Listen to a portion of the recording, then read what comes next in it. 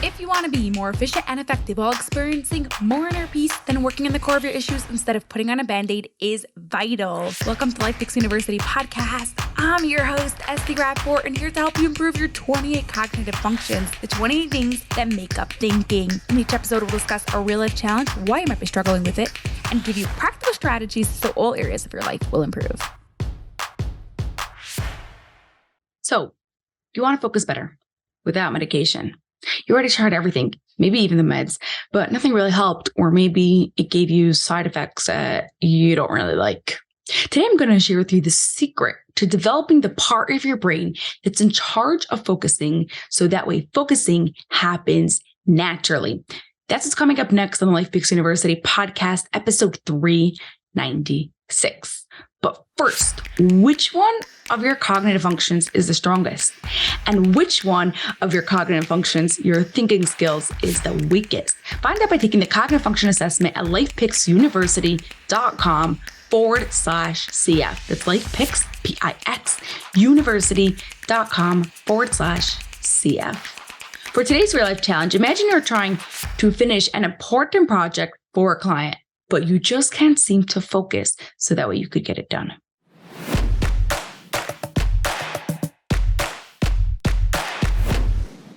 The part of your brain that's in charge of helping you focus, choosing to focus on a specific task, is the parietal lobe. If we want to get better at focusing, we need to develop that part of the brain. We want to make more neuron connections there. We want to make it a place that's fully developed with nice, smooth roads versus rocky paths. The parietal lobe is in charge of multiple things, but two that we care about right now. One, choosing to focus, like we said, and two, the sense of touch. So when you improve your sense of touch, you automatically improve your ability to focus, because they're in the same part of the brain and you're creating more neuron connections for both of them at the same time.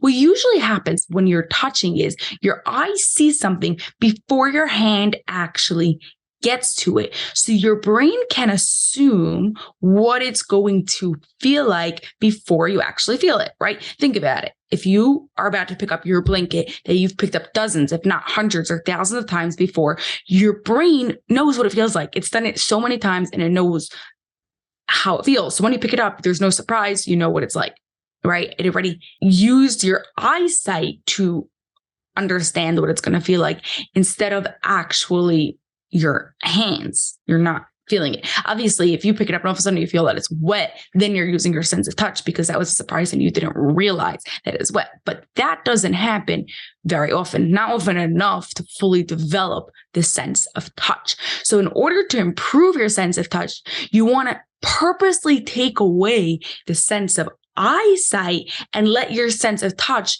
be forced to develop, because you can't see things. In the beginning, while you blindfold yourself to touch things, you might actually even feel it in your brain, because this part of the brain is so not well developed.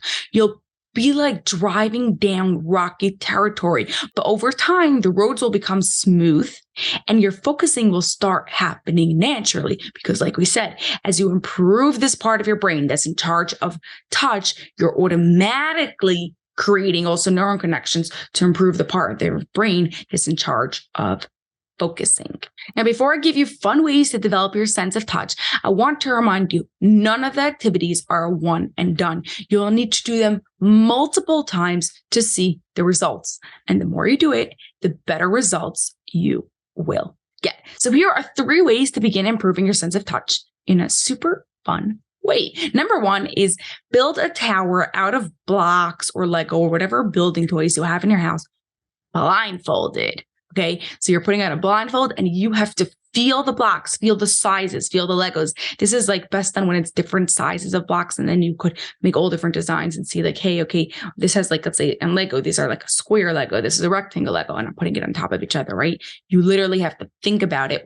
And in order to get the information that you need to think about it, you have to feel it. So you're forcing your brain to use your sense of touch. You can even look at a picture before, look at a model before, then put on your blindfold and have to pick out those specific pieces to copy the model.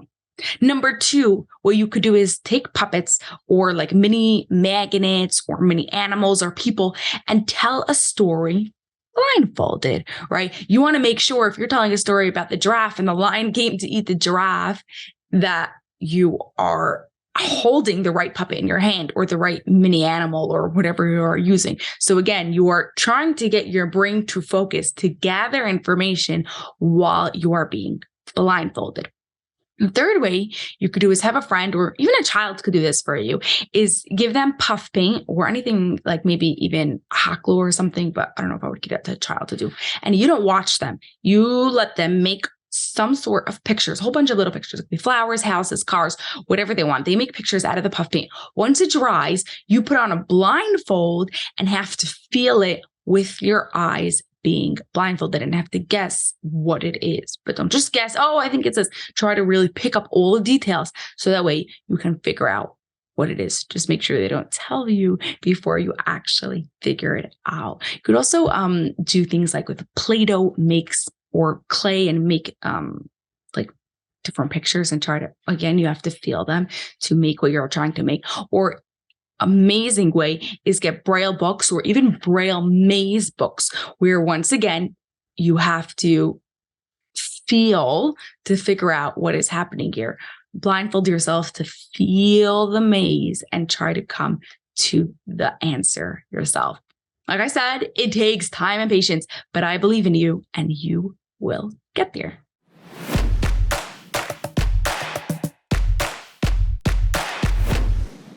Today, we discussed the secret to focusing is by developing your parietal lobe. This solves the core issue because that is the part of your brain in charge of focusing. No band-aids, no pretends, no like short-term instant focus that's going to help you for 10 minutes.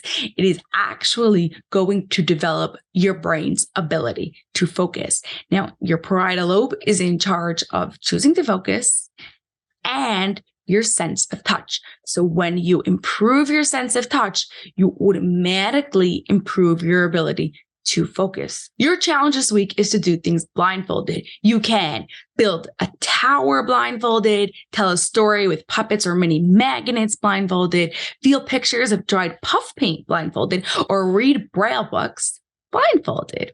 If improving your focus is something you really want to work on, you may want to do a focusing intensive. This is a 3-day customized intensive where we work one-on-one, just you and me, to do unique exercises blindfolded that were specifically created for this purpose to help you improve your ability to focus. You can learn more about this at lifepixuniversity.com/focus. So it's lifepix, P-I-X, university.com/focus. Have an awesome rest of your day, and I will see you next week.